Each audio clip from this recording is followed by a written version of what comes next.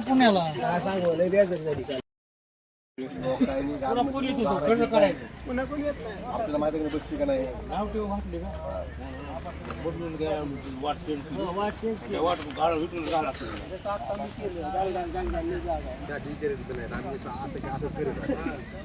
दोन स्टेप आहेत आमच्याकडे एकदा असं आणि एकदा असं निघली